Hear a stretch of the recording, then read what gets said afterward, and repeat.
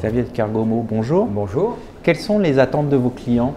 Alors en fait, il y a une tendance assez lourde dans les attentes de nos clients, à commencer par la valorisation de la dimension conseil par rapport à la seule dimension de dire le droit.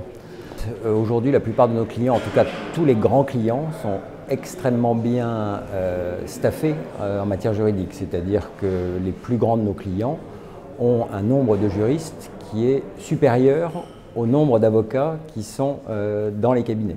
Et pourtant, chez Gide, donc le premier cabinet d'avocats parisien, on est plus de 300 avocats à Paris. Il n'empêche que certains de nos clients ont plus de juristes que nous n'avons d'avocats à Paris. Donc en fait, face à cela, il faut avoir une valeur ajoutée.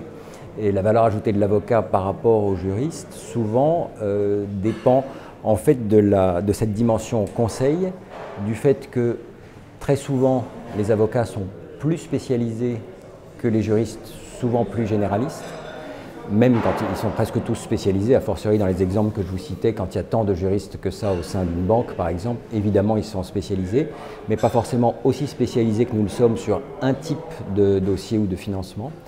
Et donc dans ce cadre-là, la spécialisation peut apporter une vraie valeur ajoutée. Autre valeur ajoutée, ça peut être une connaissance plus large du marché, puisque par définition, les juristes internes connaissent très bien les dossiers sur lesquels leur entreprise est impliquée, mais pas nécessairement tous les dossiers du même type de la place. Et de ce point de vue-là, la connaissance du marché, la connaissance des usages, l'identification de risques qui ne seraient pas forcément faciles à identifier au vu des seuls dossiers traités pour le compte de cette entreprise, sont une valeur ajoutée très reconnue de la part des clients. Enfin, sur cette dimension conseil, il est assez facile dans l'arbre de décision, quand il y a certaines choses qui sont impossibles à faire sur le plan légal et d'autres qui sont possibles, la décision est assez facile à prendre. Évidemment, ce n'est pas si simple que ça la plupart du temps, c'est-à-dire que le risque zéro n'existe pas en matière juridique comme ailleurs, et très souvent il y a une alternative entre des solutions qui toutes ont leurs avantages ou leurs inconvénients.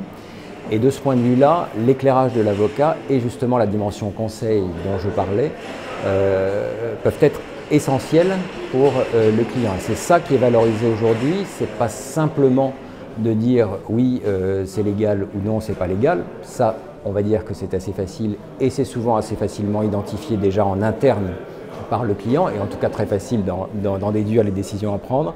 Mais c'est possible, il y a plusieurs solutions. Voilà les avantages et inconvénients de telle et telle solution. Et la connaissance du client de ce point de vue-là est extrêmement intéressante, elle a une valeur ajoutée aussi. Ce n'est pas toujours le cas, on ne connaît pas toujours très bien nos clients parce qu'ils ne sont pas forcément des clients ultra récurrents du cabinet, mais la connaissance du client est évidemment un plus car on peut identifier plus facilement les préoccupations récurrentes d'un client et l'éclairer justement sur les conséquences de telle ou telle solution par rapport à ses préoccupations. Et les clients peuvent avoir des préoccupations spécifiques liées évidemment à leur activité, mais aussi à leur politique interne, à ce sur quoi il y a manifestement une prise de conscience qui fait que la direction juridique ou la direction générale dit attention particulièrement à tel ou tel point. Et de ce point de vue-là, la connaissance du client est une aide pour l'avocat, et l'avocat se doit d'être une aide pour le client pour l'aider à prendre sa décision. Merci. Merci à vous.